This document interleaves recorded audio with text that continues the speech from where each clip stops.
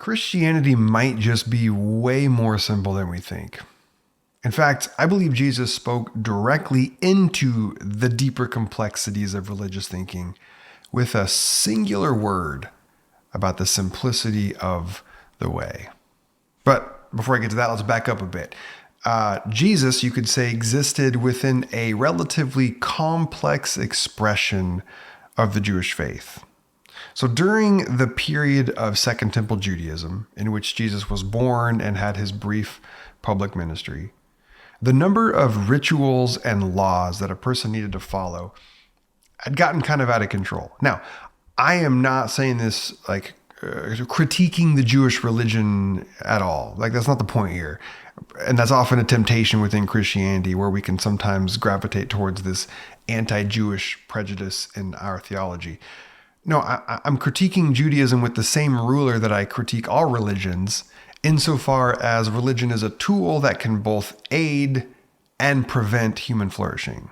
So I'm not picking on Judaism as much as I'm just setting the context for the world that I understand Jesus was operating within. So during Jesus's day, there were two primary schools of thought that were kind of duking it out for what the ultimate expression of Judaism, how to adhere to the Torah.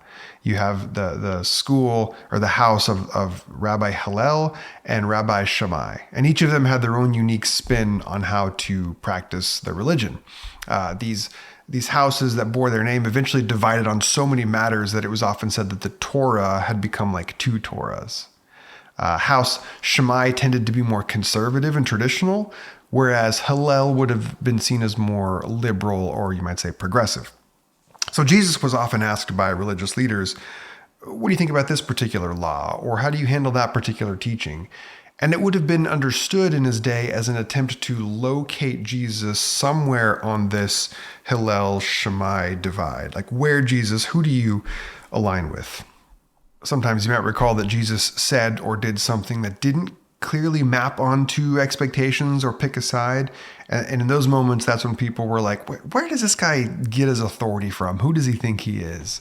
Because you're supposed to like pick a side. But then when he did align with one of the houses, more often than not, Jesus's teachings echoed that of the house of Hillel. Both Hillel and Jesus, you could say, tended to teach what you might call the spirit of the law as opposed to the letter of the law, which would be more like the Shammai school. One exception, by the way, to that would be the teaching of divorce.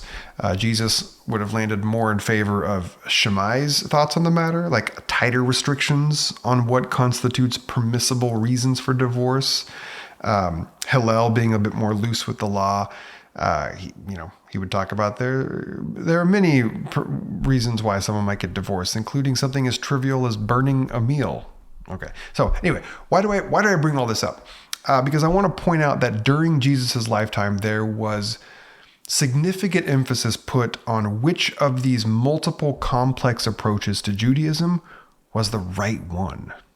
Matters had become so granular, so minute that people were having to count the number of steps they could travel on the Sabbath, or how much they could, by law, carry before breaking a law. Now, from my perspective, it seems that at this point, the forest had totally been forgotten in favor of the tiniest branches of each individual tree. In Matthew chapter 22, you read about these two religious groups, the Pharisees and the Sadducees, each trying to pin Jesus down, again, to kind of put him onto this map of who's right, how do you think about it correctly? Evidently, the teaching of Jesus had gotten so underneath their skin, probably because it threatened to undermine their authority and their credibility, that they were trying to trap Jesus to discredit him. So in verse 15 of chapter 22, you read, "Then the Pharisees met together to find a way to trap Jesus in his words." And then there was this interaction with Jesus about money and Caesar and taxes. And then a couple verses later in verse 22, now you have the Sadducees coming to Jesus with a similar conversation, again, trying to trip him up with some hypothetical about the future resurrection and marriage. And then right after that, Matthew, writing the gospel as if to both emphasize and also summarize these back-to-back interactions, He then places this conversation next, verse 34. When the Pharisees heard that Jesus had left the Sadducees speechless, again, they met together. And then one of them, a legal expert, tested Jesus. And he said, "Teacher, what is the greatest commandment in the law?" Because at this point, there was over 600 various laws within Judaism at that time.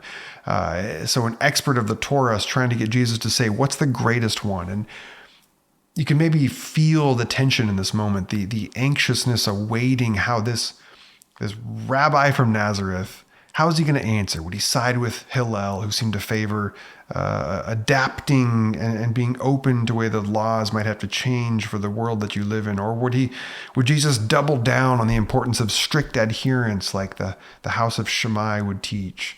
Of all these various complexities of the law, how does Jesus navigate and prioritize it all? And his answer was, and I think remains, shockingly simple. Love. Verse 37, Jesus replied, "You must love the Lord your God with all your heart, with all your being, with all your mind. This is the first and the greatest command." And the second, if you have to have a number two, that's my little editorializing. The second, it's kind of the same thing. Love your neighbor in the same way that you love yourself. And Jesus says, all the law, all the prophets, it depends on these two commands. Love. Love for Jesus is what matters most, more than any other law or endeavor, more than any other matter of the human spirit, more than any idea or belief, more than any ritual or practice. Love is the first and the greatest command. This, I think, points to this profound simplicity on the other side of a deeper complexity. Yes, study the Torah. Yes, work out how to live in a complex world in ways that honor the values of God. Yes, have these ongoing conversations and disagreements about how to see things. All of that is well and good. But at the end of the day, what matters most is not the things that you believe, how many steps you did take or didn't take, how many days a woman should be considered unclean after giving birth, or the proper way to perform a grain offering, or when to light or when to blow out a candle at just the right time. No, what matters most is that we are people who love. Love God, love your neighbor, love your enemy, love yourself. This is why I continue to say things like it's more important to be Christian, meaning to live our lives as people of love, than it is to try and be a Christian, meaning align your beliefs to certain creeds or belong to certain churches. In the final assessment of our lives, the things that seem to matter most to Jesus is not whether or not we got things right. Lord, Lord, didn't we prophesy in your name? Didn't we do miracles in your name? Didn't we get it all right? What matters is, did we love? Did we feed those who were hungry? Did we clothe those who were naked? Did we restore the dignity of those who have been robbed of it? How we treat people, that matters. How we treat ourselves, that matters. How we live, how we act, that is what matters. In the words of Paul, we could know all the right answers. We could have all the deepest insights into the mysteries of the universe. We could have it all figured out. But if we don't love, we're actually worse than useless. We're an obnoxious hindrance. This is why the greatest commandment, according to Jesus, is love.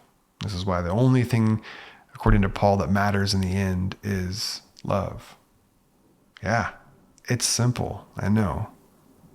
But that's what happens when you spend a lot of time trying to master something. You come to realize that it's actually far more simple than you ever could have imagined.